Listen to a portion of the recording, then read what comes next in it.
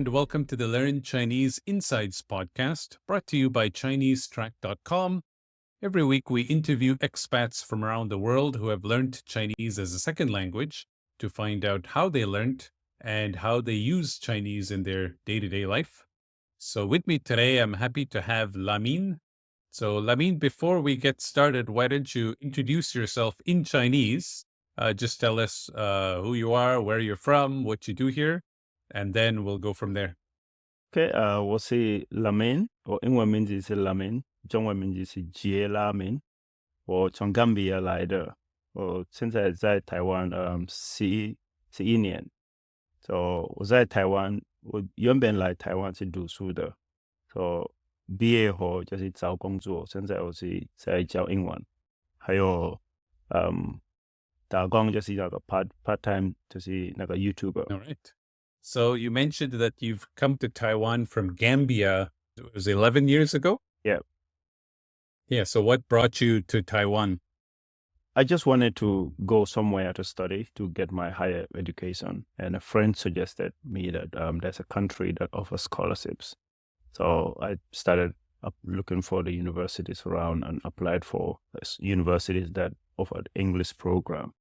Because then I don't know anything in Chinese. So I got a scholarship at this university that offers a program completely in English. So that's a good offer, and the package is good. So I just came. Because I had scholarships from other countries, but when I compare Taiwan to them, the weather conditions, Taiwan is much more favorable from where I come from. So it's easier to acclimatize here. So then I decided to choose Taiwan. So you mentioned, of course, you've been here for 11 years. So when you originally came here, was it your plan to stick around beyond the degree you get? No, like I usually said, Taiwan is a place where it's very easy to get addicted. My initial plan was to come study my 4-year program and then go back. But then when I came, as time goes on, my first 3 months, I feel very lonely. I even cried at one point. I wanted to just go back. But as time goes on, I started getting used to things and making friends, and my Chinese started improving. So I feel at ease and make more friends, and things started getting much more interesting. So after I graduated my 4-year program, I decided to apply for my master's again. So I did my master's degree here too, and got a job, and still around. So when you got here, now the degree, of course, was all in English. So at what point did you decide that, hey, while I'm here, I also want to learn Chinese? Was that always the plan? Well, initially that wasn't my plan, but my degree program, there's this requirement that we have to have Chinese classes. So throughout the whole 4-year program, every semester we had a Chinese class. Okay, but that wasn't very interesting because I still had a lot of homeworks to do in my English program. And during that English program, I also started another degree program that is making it a double major. But that program is mainly in Chinese. So the teachers will do the lectures in Chinese, and then I'll have to be in class as a requirement. I won't hear or I won't understand anything that they say. So I started making friends, Taiwanese friends, in those classes. Most of them can't speak English at all. So all they do is they will write some things to me, and we try to translate, use our phones to translate, try to communicate to each other. So the teachers will recommend English textbooks to me so I could go back and do some homeworks and some research on my own, and they will test me on that. So with that situation was another reason that conditions me or forced me to start paying attention to learning Chinese. But previously, the normal Chinese classes, they will give me lots of homeworks. I have to go back and write a lot, which I feel like it's taking a lot of my time because I had other homeworks, and I feel those are more important to me at that time to do my normal classes, homeworks to get my credits right. So I don't like the Chinese classes. Anytime it's Chinese class, I feel depressed because the teacher is going to start speaking Chinese, playing recordings and stuff like that. So really make me disinterested in learning Chinese. But as time goes on, because I started studying the other degree, I feel like I don't have a choice here. I have to really pay attention to learning Chinese, but still I find it very difficult. So for me, my Chinese started improving when I got a Taiwanese girlfriend. So because she can speak English, but still her English is a little bit rough. So some things she will have to speak to me in Chinese. So when she said something, I'll say, "What is that?" Then she will repeat again, and I will note it down and tend to remember those things. So that helps improve my listening ability and my oral speaking. And my other department also, my friends, they will say some things and we will write it down. So it's like I'm teaching them some words in English and they're teaching me some words in Chinese. So this way I was able to remember so many words, and like normal day-to-day conversation, I was able to catch up very fast. But still my reading and writing is way behind because I wasn't really interested in trying to practice to remember those characters. So that's how my Chinese speaking gets better. And as I graduated, I get into this adventure thing, going to hot springs and waterfalls where you'll find so many, I think foreigners are doing it, but there are so many local Taiwanese people who are doing that too.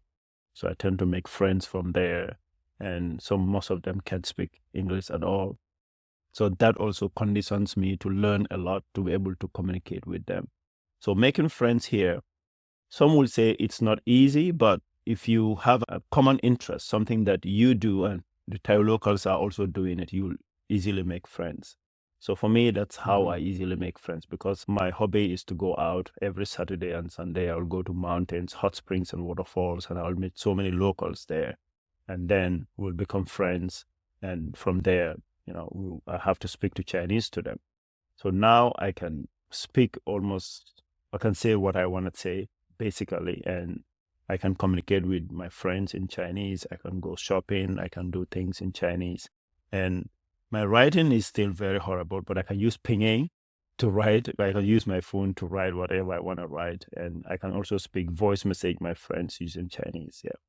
So this is how I learn my Chinese.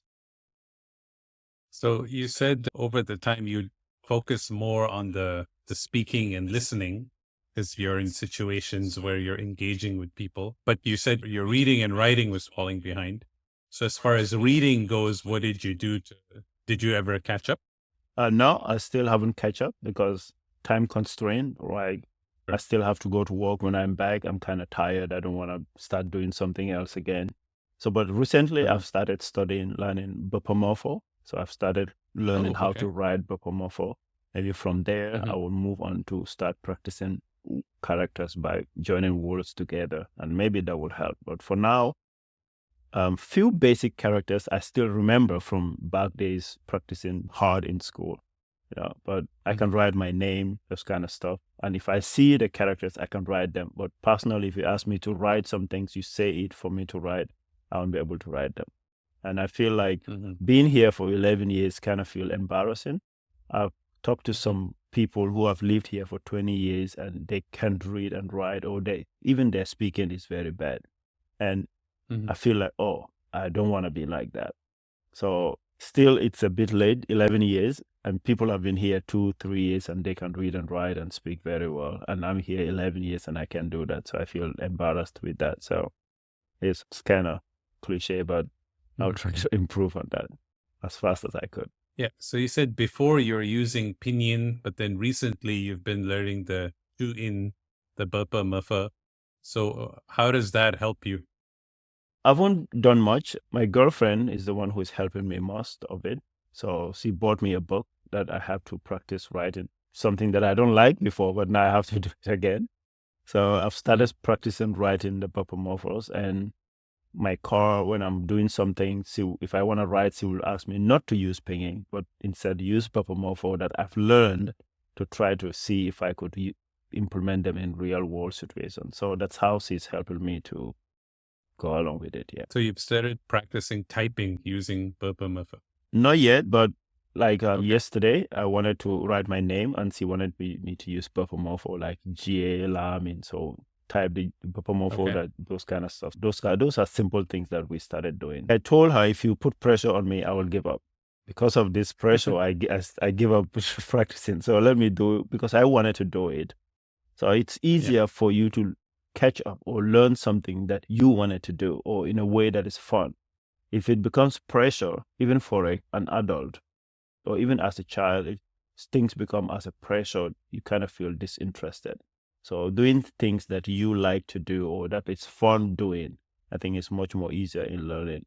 So I told her that, well, let me do it because I wanted to do it, and let me do it at my own pace. If you put pressure on me, I'm going to give up. So she's not pressurizing me. I'm doing it when I have time. So it's been a week. I haven't even looked at the book yet. So if you learn this bopomofo and you get really good at it, what's the next step? Like, what's the benefit of being able to do that?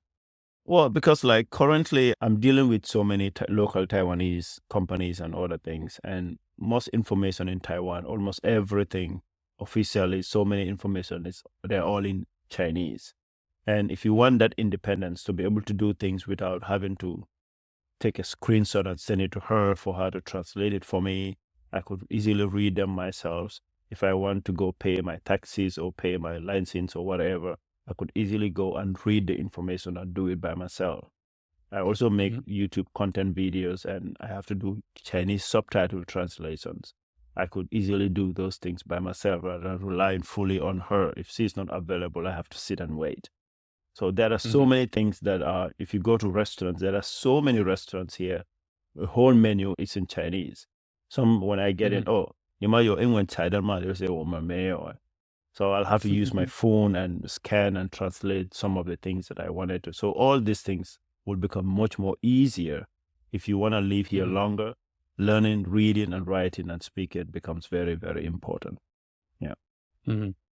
So learning the zhuyin, the bopomofo, is that a step towards reading characters or writing characters, or?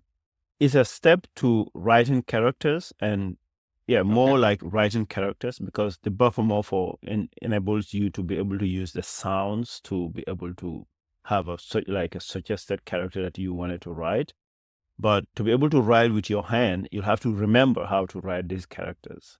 The bopomofo will not help you with that, but with software like computers or so, the ping bopomofo will be able to help you to write the characters and things like that. So the bopomofo is mainly to be able to help me write, and also like with the software writing the characters. But I'll also continue to practice writing the whole characters itself as I completed this bopomofo thing. So if you're able to remember these characters while practicing to write them, you'll be able to read them. So this is how I plan to go on with it. So as far as you learning how to read, do you have a system in place? Like, how do you know which characters to focus on and what to study next? For now, I don't have any particular target set. I'm just like, okay, finish this bopomofo and then move on to, maybe she's going to recommend another book for me, or if I come across any characters or we use any Chinese characters, I'll try to write them down and practice those and remember them. When I go to places and see characters that I don't know, I'll try to remember them and write them down and practice. Even now, when I go to some of my classes, the students, for example, we write a word, and like yesterday, I wrote something like word, how to put on clothes. One student asked, what is this? We say chuan. So I said, okay, can you write this on the board? So one student came and write that word next to the English word. So I write that word on my notebook, try to make so I also remember how to write this word. So these simple ways, I'm trying to use them at my advantage to be able to remember some few things. Yeah. You mentioned earlier you have a YouTube channel now. So does being able to speak Chinese help you with that? Yes. I have two YouTube channels. The first one, it's about going to hot springs and waterfalls, and the target audience is mainly Taiwanese. Though I wanted to share the beauty of the nature around in Taiwan to the external world, but I don't know for what reason my main audience are Taiwanese. So there I have to speak Chinese in the video while I'm introducing some things in the nature. When I started doing that, my vocabulary in that aspect also improves. So it's like there are so many set vocabulary areas. If you're into technology, there are vocabularies that you'll have to get used to. If it is education, if it is nature, if it is business, whatever, there are still these set vocabularies that you have to get used to. So when I started going into nature, my vocabulary in that aspect improves a lot. So if you go back to the beginning of my videos, there are so many things. Mostly I will just speak English, but as time goes on, my recent videos, almost part of the whole video, I will speak in Chinese to introduce certain areas, what to avoid, what to do, and so on.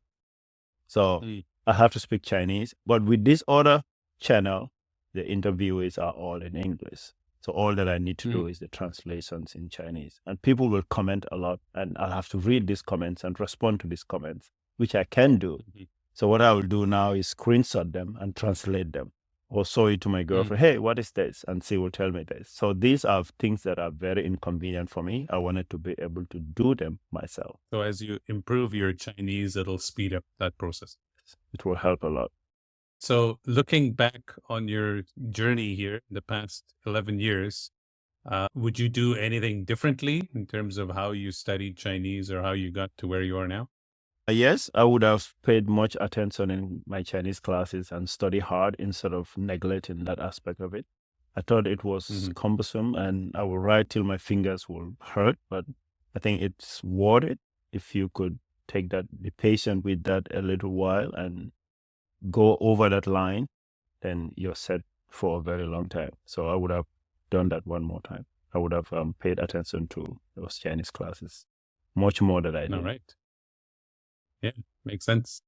All right. Well, thank you very much. We'll share some links to your YouTube channel for the people interested in checking you out. Thank you very much. Thanks for having me.